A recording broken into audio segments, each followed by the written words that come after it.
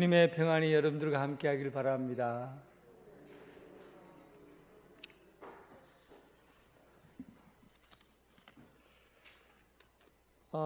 아가서는 영화로 치면은 19금입니다.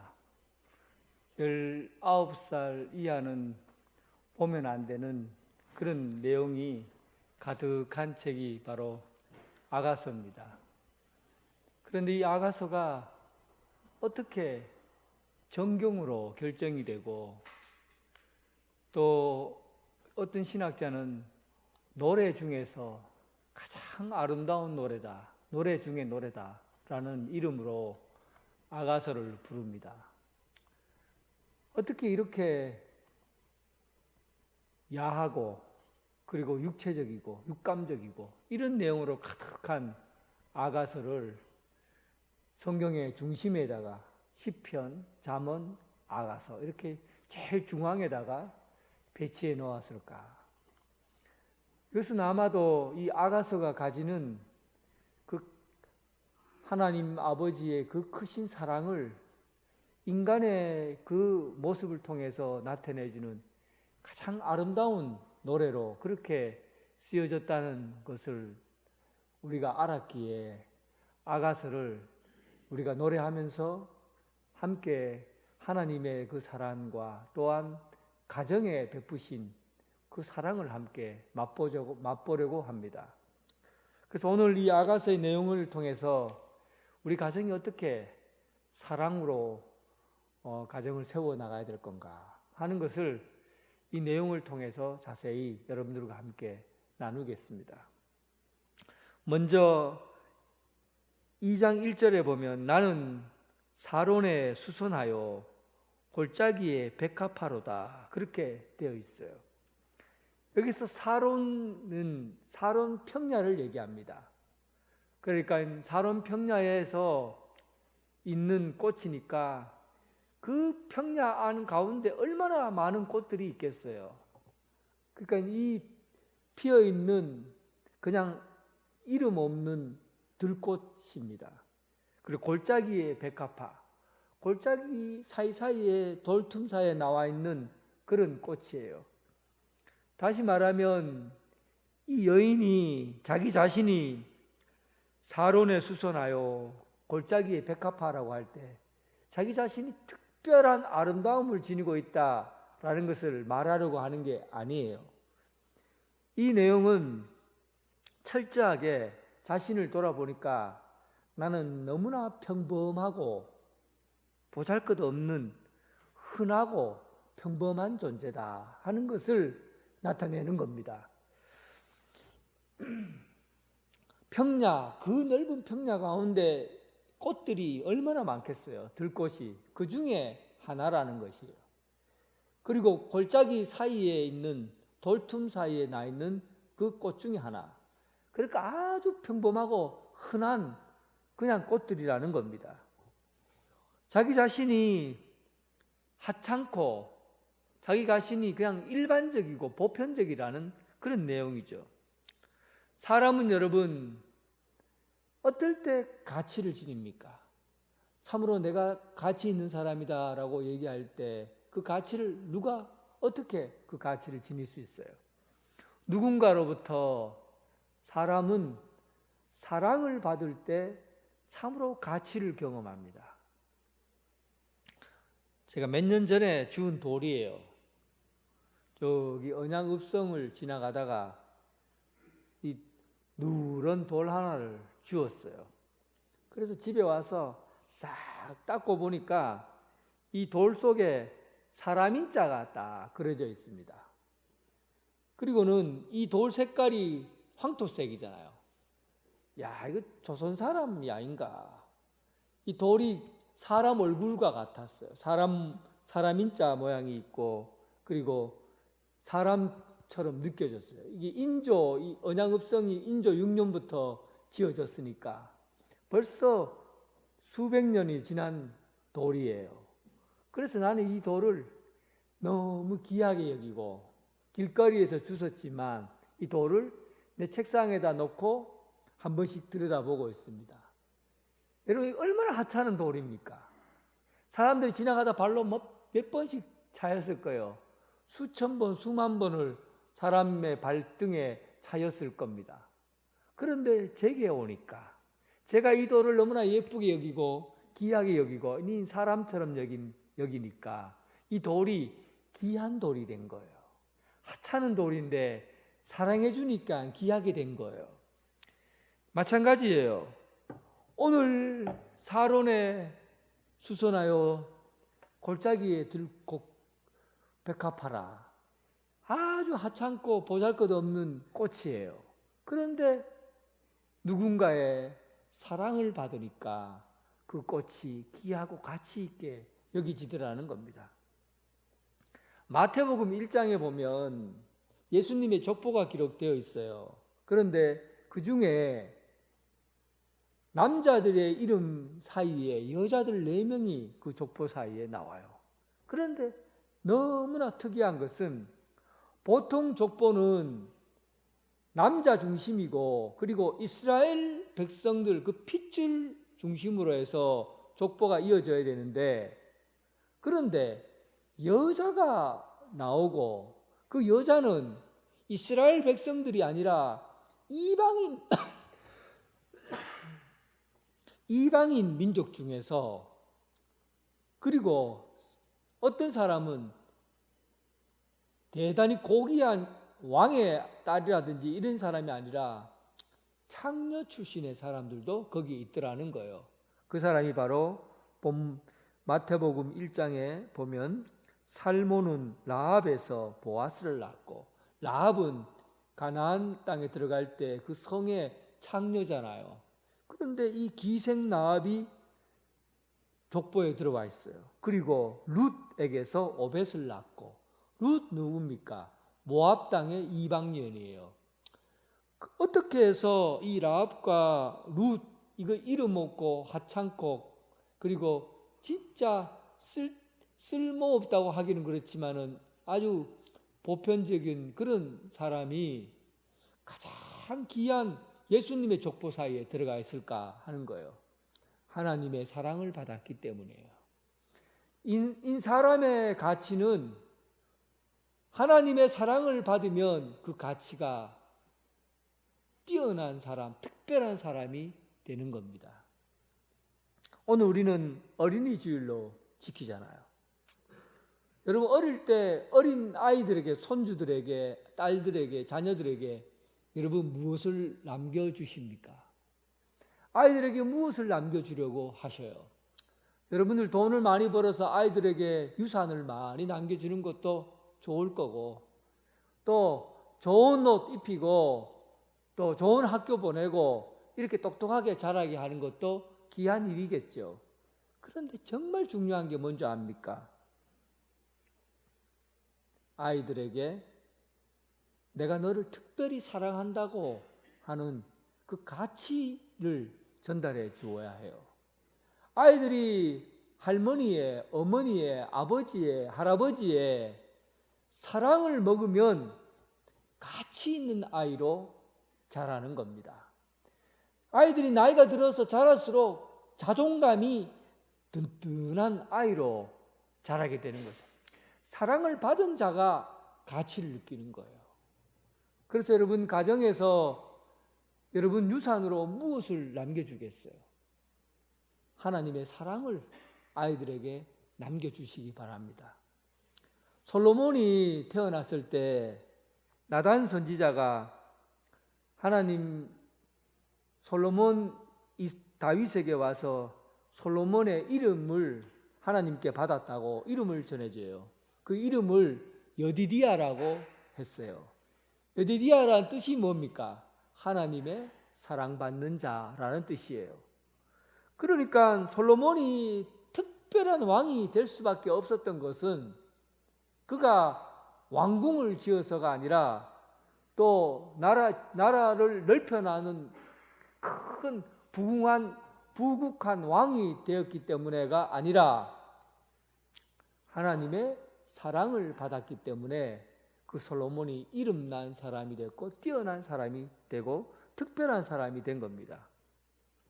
여러분들의 자녀들, 여러분들의 후손들에게 여디디야, 하나님의 사랑받는 자라는 이름을 물려줄 수 있는 여러분 되시길 주님의 이름으로 축원합니다. 오늘 이 여인은 스스로 나는 들꽃입니다. 이름 없는 골짜기에 핀 흔한 꽃입니다. 이렇게 얘기했지만 그는 한 남자의 사랑을 듬뿍 받았어요.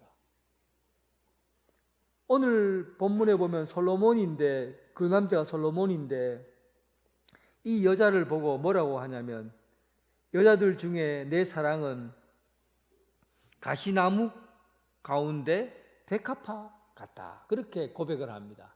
이 말은 다른 많은 꽃들이 있지만은 그 꽃들은 전부 가시나무로 보이고 유독 하나의 꽃이 있는데 그 꽃이 나에게는 백합화다 하고는 한눈에 보고 반한 겁니다.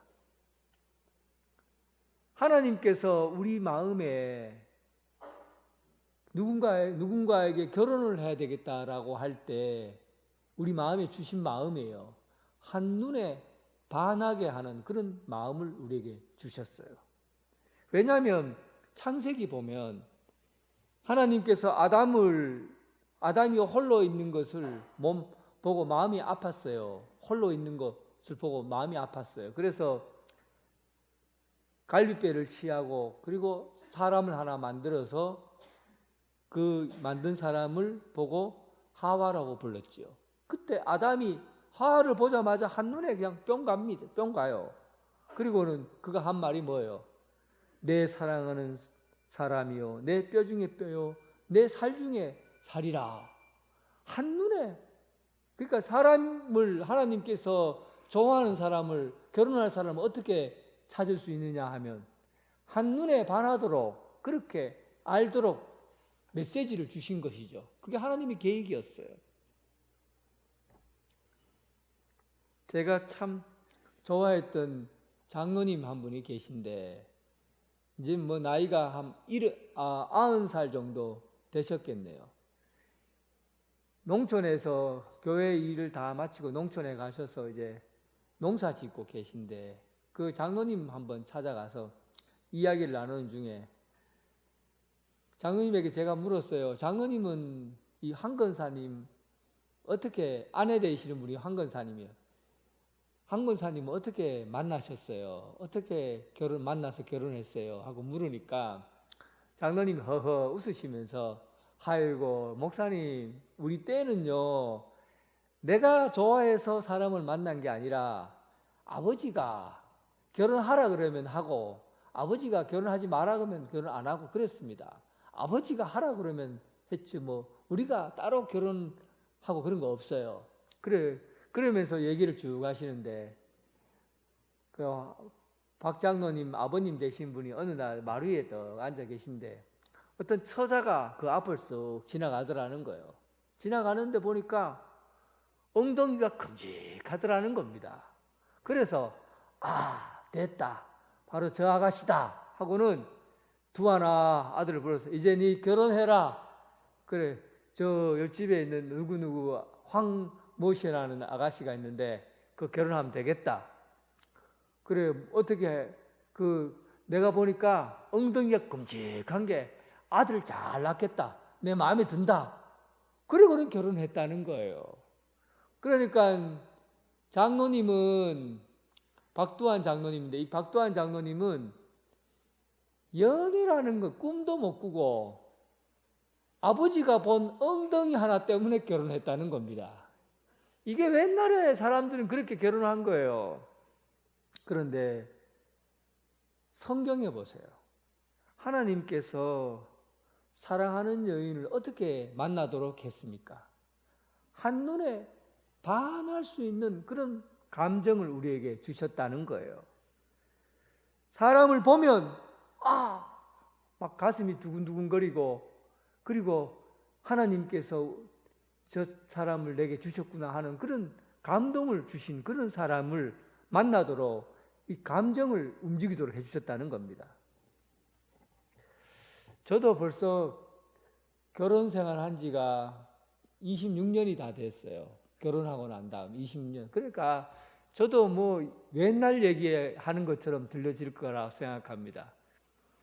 저는 우리 학교에서 우리 집사람을 만났는데, 제가 학교 다닐 때 여러분 보기하고 달리 인기가 좀 괜찮았습니다. 보기보다 인기가 좋았다고요. 어떤 아가씨는 내 사진을 학교 기숙사에다가 딱 걸어놓고는 저를 위해서 기도하고 있는 아가씨도 있었고, 또 어떤 아가씨는 내가 도서관에서 공부하고 있으면 이 예쁜 시집에다가 사랑이라는 데다가 동그라미를 다 치고는 초콜릿하고 요구르트 하나 딱 놔두고 매일매일 찾아오는 아가씨도 있었어요. 인기가 괜찮았죠. 제가 잘 나갔다니까요. 못 믿으시는 분이 많아서 좀 답답하기는 한데, 하여튼 내가 그랬어요. 그래갖고 어느 날 제가 운동장 위를 이렇게, 운동장이 밑 좀 아래쪽에 있고 그 위에 길로 이렇게 산책을 하고 있는데, 어떤 아가씨가 의자 위에 가만히 앉아 있어요. 멀리서 보는데, 그냥 보기만 하는데 가슴에 불이 붙는 거예요. 가슴이 막 뛰는 거예요. 참 이상하죠. 뭐 대화를 한 것도 아니고 뭐 말을 건 것도 아닌데 저 멀리서 보기만 하는데 내 가슴이 막 뛰더라고요. 그리고는 어느 시간이 지나서 그 아가씨가 사라졌어요. 그리고 나서 마음속에 계속 그 이미지가 남아있고 자꾸만 생각이 나는 거예요. 그래서 내가 하나님 앞에 기도했지요. 내 마음에 생각나게 하는 사람, 이 사람이 하나님께서 저에게 찍어주신 사람이 아닙니까? 그리고는 확신을 가졌어요. 내가 한눈에 반한 거죠. 그리고는 만나서 결혼한 사람이 바로 아까 여기 찬양한 그 사람입니다. 내가 반한 거죠. 반한 거예요. 이 마음은 여러분 하나님이 주신 마음입니다. 그러니까 사람과 사람이 만나는 것은 내 의지로, 내 필요에 의해서 만나는 것이 아니라 하나님의 계획 속에서 사람을 만나게 해주셨다는 겁니다. 그래서 다른 많은 꽃들이 있지만은 그 중에 한 꽃만 내 눈에 보이고 다른 것은 다 가시나무처럼 보이는 거예요. 다른 많은 사람들이 있었지만 다른 사람들은 내 눈에 보이지 않고 오직 한 사람만 내 눈에 들어오는 것이죠. 한눈에 반하게 되는 겁니다. 이런 가정을 통해서 하나님께서 가정을 세우도록 해주신 것이죠. 전통적인 가정에서는 사람을 만나면, 전통적인 가정은 세월이 지나서 시간이 지나면 서로가 사는 게 쉽지 않잖아요. 그때는 뭘로 삽니까? 정으로 산다고 그러잖아요. 그리고는 나중에 되면 원수가 되어 있어요. 그래도 원수를 사랑하라고 했으니까 억지로 그냥 살면서 사는 거예요. 요즘 현대 사람들은 전통적인 그런 결혼하고는 거리가 멀어요. 요즘 사람들은 필요에 의해서 결혼을 합니다. 필요에 의해서 결혼하다 보니까 필요할 때는 좋아서 결혼하는데 서로의 필요가 충족되지 않으면 아직 그만 살자 하고 쉽게 그만 갈라집니다. 내가 필요하면 만나고 필요 없으면 그냥 갈라지는 거죠. 그런데 성경적인 결혼과는, 부부과는 어떻습니까? 전통에 의해서 세워진 것도 아니고 필요에 의해서 세워진 것도 아니에요. 무엇 때문에 세워집니까? 하나님이 계획해서 만나도록 하셨기 때문에, 하나님께서 계획한 사람이기 때문에 너무나 소중해서 살아가는 거예요. 그래서 남자는 아내가 너무나 소중하고 여자는 남편이 소중하기 때문에 살아가는 거예요. 이게 성경적인 부부관입니다. 우리 그리스도인들은 서로가 소중한 사람이기 때문에 함께 가정을 이루고 사는 거예요. 12세기에 1200년, 1100년 정도 될 그 시기에 와이즈버그라는 아주 큰 성이 있었어요. 이 와이즈버그라는 성에는 얼마나 부유한 성이었는지 그 안에 많은 재물들이 있었습니다. 보물들이 가득 찼어요. 그래서 주변에 있는 큰 나라들이 그 성을 침략해서 보물들을 빼앗아 가려고 애를 썼던 거죠. 어느 날 주변에 있는 큰 강대국이 이 성을 쳐들어왔는데 숫자로 볼 때 반드시 이 성은 무너지게 되어 있어요. 전쟁 하나 많아요. 그래서 그 큰 대군을 이끌어왔던 그 왕이 그 성 안에 있는 사람들에게 얘기를 했습니다. 너희들이 항복하고 나오면 남자들은 전부 다 죽이고 여자들하고 아이들은 내가 살려주겠다. 그러니까 성문을 열고 항복하고 나오라 하고 소리를 질렀어요. 성 안에서 있던 그 성 안에 있던 뭐 군주인지 어떤 여자분이 이제 대표로 나가서, 남자들은 다 죽인다고 하니까 그분이 나가서 얘기를 합니다. 그러면 우리가 항복하고 나갈 텐데 그래도 우리가 부탁이 있다.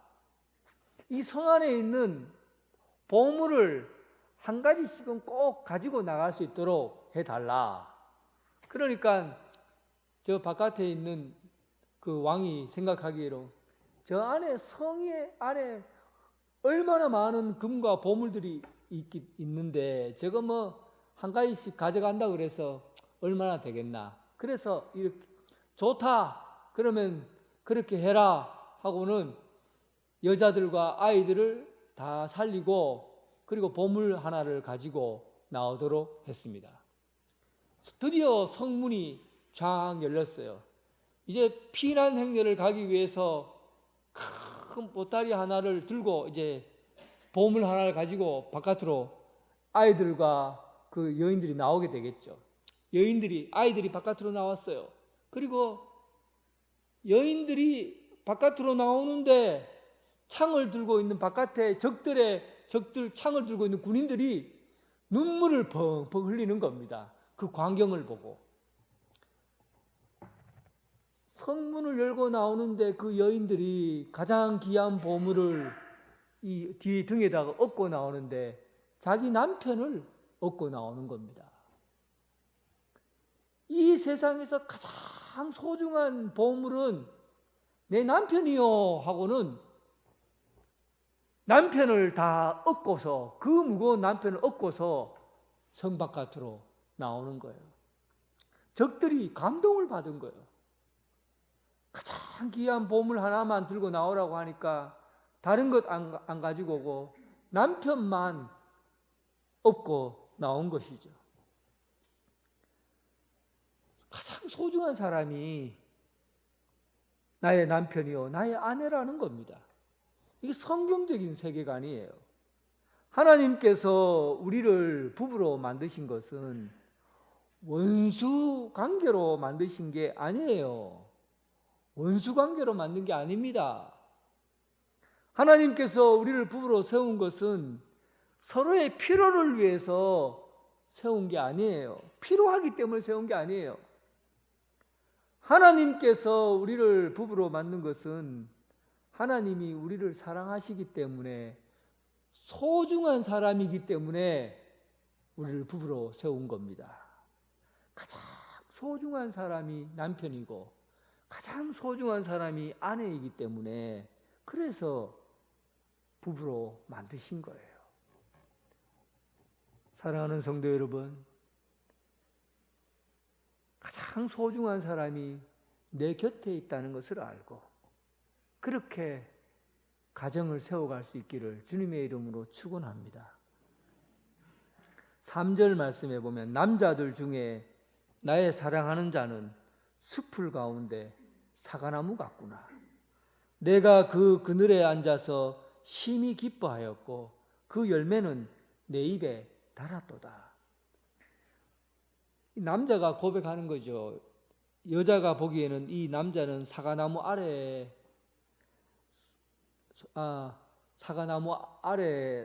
그늘과 같다고 본 겁니다. 사과나무 아래 본문에 보면 수풀이 있어요.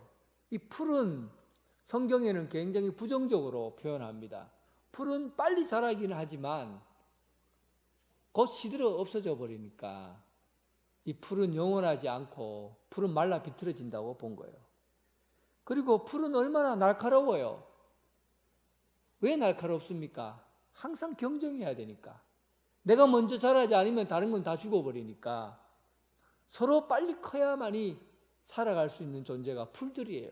그래서 늘 긴장해야 되고 남을 받아들이지 못하는 거예요. 그런데 오늘 성경에 보면 남자들 중에 나의 사랑하는 자는 숲풀 가운데 사과나무 같구나. 내가 그 그늘에 앉아서 심히 기뻐했다. 사과나무는 풀과 달리 그늘이 있어요. 그늘은 사람을 쉬게 하고 안식을 주죠. 그런데 숲풀은 그늘이 없어요. 쉴 수가 없어요. 안식이 없어요. 하나님께서 세우신 가정은 참된 안식처거든요. 그늘과 같거든요. 그런데 아이들이 집에 들어오면 날카로워져, 예민해져요. 엄마가 맨날 뭐 해라 하고 막 스트레스만, 학교에 가서도 공부에 대한 스트레스가 있는데 집에 들어와서도 이거 해라 저거 해라 하고는 스트레스를 자꾸 주니까 아이들이 쉬지를 못하는 거예요. 그늘이 있어야 되는데 그늘이 되지 못하고 날카로워지고 예민해진 거예요. 부부관계도 마찬가지예요. 남편이 집에 와서 편히 좀 쉬고 아내도 집은 쉴 수 있는 그런 그늘이 돼야 되는데, 남편이 그늘이 돼야 되고 아내가 그늘이 돼야 되는데 집에 와서 항상 보면은 TV만 켜고 보고 있다가 비교만 하는 거예요. 아이고야, 저 TV에 나오는 드라마 주연들은 나이도 저렇게 많은데 어떻게 저렇게 몸매 관리도 잘하고 예쁘노? 근데 당신은 하고는 비교하는 거죠. 당신은 저 나이에 뭐 왜 그러노? 하고는 또 비교하고 얘기하고. 아내도 보면은 남편 보고 화가 막 나요. 당신은 부모를 잘 둬야지 부모를 잘못 둬갖고 받은 유산도 없고 우리가 맨날 살아가는 게 이 모양 이 꼴이고 하고는 또 남편을 비교하죠. 그러니까 풀과 같아요. 집이, 가정이 풀과 같아요. 만나면 비교하고 다투고 싸우고, 이게 집이 쉴 수 있는 공간이 아니에요. 가정은 여러분 그늘이 있어야 합니다. 바깥에서 상처 있고 못났다는 소리 들고 불편한 얘기 들어도 집에만 들어오면 상처가 싹 씻어지고, 집에만 들어오면 위로가 되고 격려가 되고 서로 세워지고 그늘이 돼줘야 되는 거예요. 이게 바로 집이에요. 어릴 때 시골에서 저는 자랐잖아요. 가면 늘 시골에는 늘 큰 느티나무들이 있어요.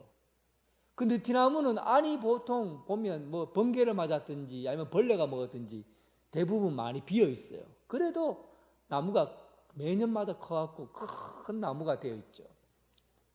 그 큰 느티나무에는 언제나 그늘이 있어요. 한여름 때양볕에 사람들은 일하다 말고 그늘에 가서 좀 쉬어요. 그늘에만 가면은 그 때양볕에서 쉴 수가 있고 날카로워지는 그런 삶의 자리에서 시원하게 안식을 누릴 수 있는 것이 바로 느티나무예요. 부모가 자식을 해초로 때리면은 아이가 엄마인데 아빠인데 맞고는 막 바깥으로 뛰쳐나갑니다. 어디로 갑니까? 느티나무 아래로 내려가죠. 그러면은 그 느티나무만 같이 있어줘도 위로가 돼요. 속을 막 다 파내려가듯이 구멍이 뻥 뚫려 있는 느티나무가 이 아이의 마음을 다 안아주고 품어주는 것 같아요. 그 그늘에 있는 것만으로도 참으로 힘을 얻게 되는 거죠. 이게 가정이어야 된다고요. 그늘이 있어야 된다고요. 여러분들의 가정은, 하나님께서 만드신 가정은 그늘을 제공해 줄 수 있어야 합니다. 집에 들어와서 경쟁하고 다투고 비교하고 하는 곳이 아니라 집에 들어가서 위로를 얻고 격려를 받고 사랑을 받고 그렇게 용서를 받고 이렇게 해서 주어진 곳이 바로 집이어야 합니다. 그늘이 있는 집이어야 해요. 또 가정은 열매가 있어요. 오늘 본문에 보면 사과나무 같구나. 이 열매는 내 입에 심히 달았도다. 여러분, 가정은 항상 달콤한 열매가 맺어져야 해요. 보통 여러분 결혼한 지 6개월 정도가 되면 부부관계는 이 달콤함이 사라진다고 합니다. 6개월 이상 가지를 못한대요, 실질적으로. 애 놓고 키우다 보면 이제부터는 달콤한 것은 다 끝나는 거예요. 그런데 여러분, 사과나무 열매처럼 여러분들의 가정은 매년마다 달콤한 열매가 맺도록 해야 됩니다. 어떻게 하면 일반적으로는 6개월만 지나면 달콤한 열매를 맺을 수가 없는데 어떻게 하면 매년마다 달콤한 열매를 맺을 수가 있을까요? 그것은 관리해야 된다는 뜻이에요.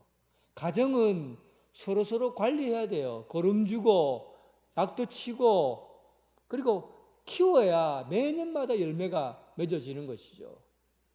그래서 여러분들 가정에 달콤한 사과나무가 열려고 하면 관리를 해야 돼요. 영적인 관리를 해야 됩니다. 하나님, 이스라엘 백성들이 출애굽하고 난 다음에 시내산에서 머물게 됐지요. 그때 하나님께서 이제 내가 너를 두 날개 품으로 은혜 가운데 구출해 주었고 이제 너희는 앞으로 하나님의 백성으로 살아가라 하고는 주신 것이 뭡니까? 십계명이에요. 십계명이죠. 십계명은 달콤한 열매를 맺을수록, 삶에서 열매를 맺을수록 주신 계명입니다. 오늘 여러분 부부가 여러분들의 가정이 매년마다 열매를 맺게 하기 위해서는 관리해야 되고 노력해야 되는데 어떻게 해야 됩니까? 여러분 가정에 십계명, 부부 십계명, 남편이 아내에게 해야 될 십계명, 또 아내가 남편에게 해야 될 십계명, 자녀가 부모를 위해서 해야 될 십계명, 이 계명을 만들어서 여러분 관리를 해야 됩니다. 제가 책을 보다가 여러분들에게 참고로 한번 보여주려고 만들었습니다. 현명한 남편 십계명, 이거 갖고 있습니까? 현명한 남편 십계명 오른쪽에는 지혜로운 아내 십계명 이렇게 되어 있죠. 자, 그러면 현명한 남편 십계명은 남자가 읽는 겁니다. 제가 숫자를 얘기할 테니까 남자들만 읽어요. 뭐 불만이 있는 사람은 읽지 마세요. 근데 진짜 하나님의 말씀을 잘 관리하고 좋은 가정이 이끌어가겠다고 하시는 남자들만 읽으면 됩니다. 현명한 남편 십계명 제1계명, 이렇게 하는 겁니다. 다시 저기 뒤에 분들은 한 분도 안 하시는데 같이 하셔요. 현명한 남편 십계명 제1계명, 제2계명, 제3계명, 제4계명, 제5계명, 제6계명, 제7계명, 제8계명, 제9계명, 제10계명, 남편들이 꼭 지켜야 될 십계명입니다. 이거 여러분들도 한번 만들어 보세요. 자, 그리고 지혜로운 아내 십계명 제1계명, 제2계명, 제3계명, 제4계명. 이거 잘 안 돼요. 제5계명, 제6계명, 제7계명, 제8계명, 제9계명, 제10계명. 예, 좋지요. 요거 여러분 혹시 이번 올해 가정의 달을 맞이해서 제가 당에는 얘기를 드리겠습니다.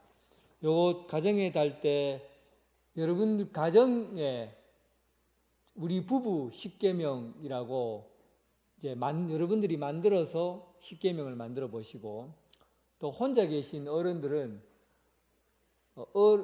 혼자 사시는 어른들은 좋은 노인 되기 10계명 뭐 이렇게 한번 만들어 보시고, 그리고 여기 젊은 사람들은 좋은 자녀 되기 10계명 그렇게 해서 한번 만들어 보세요. 그렇게 해서 만들어서 교회에다가 제출하시면 그 중에 정말 아름다운 글을 모아서 전시도 하고 또 그걸 가지고 시상도 하고 그렇게 할 계획입니다. 그래서 여러분들 오늘 받은 것을 참고로 해서 지켜나가라고 한 거죠. 이렇게 딱 적어놓고 하나하나 지켜나가야 여러분들의 가정에 열매가 맺을 수 있어요. 열매가 맺을 수 있습니다. 여러분들의 가정에 에덴 동산 같은 그런 아름다운 가정으로 세워지길 주님의 이름으로 축원합니다. 하나님 아버지 감사합니다. 하나님께서 우리에게 반할 만큼 사랑하는 아내, 사랑하는 남편을 주셨는데 이제 우리 가정이 하나님께서 세우신 소중한 가정으로 세워지게 하여 주옵소서. 자녀들은 부모를 귀중하게 여기고 효도하게 하시고, 또 부모는 자녀들을 사랑으로 돌보게 하시고, 서로 부부끼리 서로 사랑하고 소중히 여기게 하여 주옵소서. 우리 가정이 언제나 그늘이 있게 해주셔서 바깥에서 힘들고 어려울 때마다 집에 들어오면 모든 상처가 치유가 되고 또 기쁨이 있고 즐거움이 있는 그런 가정이 되게 하여 주옵소서. 세상에서 가장 좋은 곳이 있다면, 행복한 곳이 있다면 그것이 바로 우리 집이 되게 하여 주옵소서. 그래서 하나님이 세우신 소중한 가정으로 세워지게 하여 주옵소서. 예수님 이름으로 기도드립니다. 아멘.